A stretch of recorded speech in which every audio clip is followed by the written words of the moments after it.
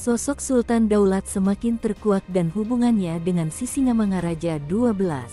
Sosok Sultan Daulat Sambo, Raja Batu-Batu yang pernah bertahan memerangi Belanda di Singkil semakin terkuak dengan diterbitkannya beberapa buku biografinya. Belakangan setelah diangkat menjadi pahlawan daerah akan diusulkan menjadi pahlawan nasional. Sultan Daulat dilaporkan berjasa besar membantu perjuangan Sisingamangaraja 12 yang masih berhubungan dengan Kekerajaan Sinamblas.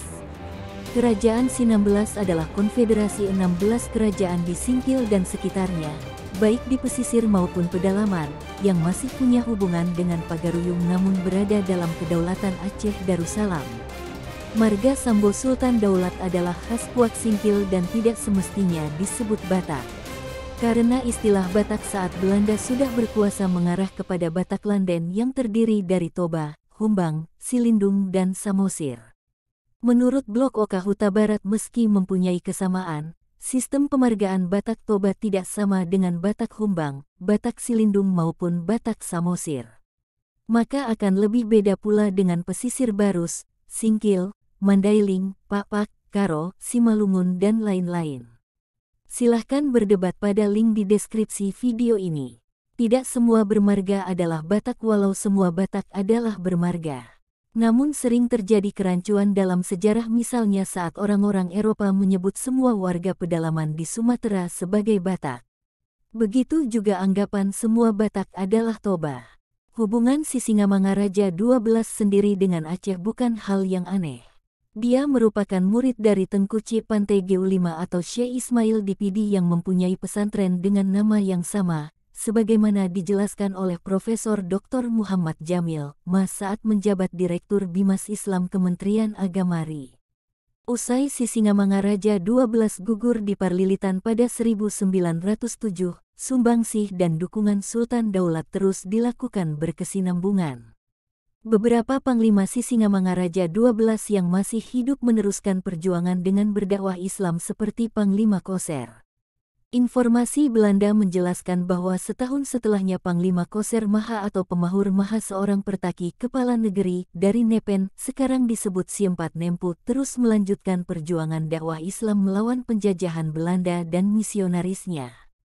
Dia pergi ke rumah saudaranya di Batu-Batu Singkil yang juga seorang raja yang muslim, yakni Sultan Daulat.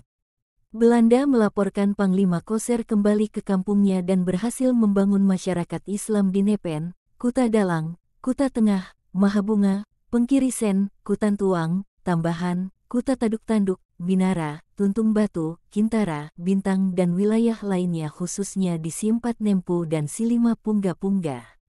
Dia juga meminta Raja Runding untuk mengirim dai dan mubalik dan dikirim Haji Ibrahim. Gerak-gerik mereka terus dipantau Belanda dan diberi label Slimin atau Muslimin. Dakwah di Dairi berbuah hasil dan dimulai pembangunan masjid besar-besaran di antaranya masjid di Nepen tahun 1914 yang sekarang bernama Masjid Muharram, Masjid Bintang 1918, Masjid Lama 1925 di Sidikalang. Kaum muslim di Dairi pun berkembang pesat sejak 1912 dan banyak yang melanjutkan studi keluar seperti Abdullah Geruh Maha Pangkoncil dan Musa Lembeng yang pergi kuliah ke Kedah Malaysia dan kembali mengabdi di Dairi. Ikut pula beberapa lainnya ke Kedah seperti Muhtar Manik, Jabar Sagala, Makleman Pasaribu dan Hasan Banwarea dan semua kembali ke kampung halaman menyebarkan agama. Sejak kecil Raja Batu-Batu ini telah belajar ilmu siasat perang kepada ayahnya Sultan Bagindo Sambo. Nama asli Sultan Bagindo adalah Raja Sarah Sambo, namun karena orang-orang Minangkabau yang lebih dahulu mendiami Lae Raso kalah bersiasat, maka mereka takluk kepada Raja Sarah dan memberinya gelar Sultan Bagindo.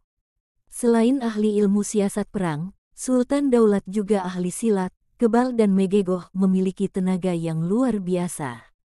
Usai naik turun gerilya lawan Belanda, Sultan Daulat kembali ke Rahmatullah pada 1929 di Lae Batu-Batu.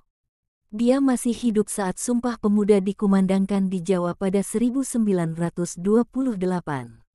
Namanya harum sebagai singa Tanoh Singkil bersama nama baik para panglimanya seperti Panglima Said, Panglima Cimpa, Siti Anbiya dan lain-lain. Kini nama Sultan Daulat diabadikan menjadi sebuah nama kecamatan di kota Subulusalam di Provinsi Aceh. Sementara Kerajaan Batu-Batu menjadi sebuah mukim yang dipimpin oleh Marga Sambo. Kita terus melakukan proses pemantapan untuk mengajukan Sultan Daulat sebagai pahlawan nasional, kata Kepala Mukim Batu-Batu, Arisman Sombo pada Sabtu tanggal 17 Agustus tahun 2019. Mari berdoa untuk Sultan Daulat Sambo atas jasanya kepada Sumatera Utara.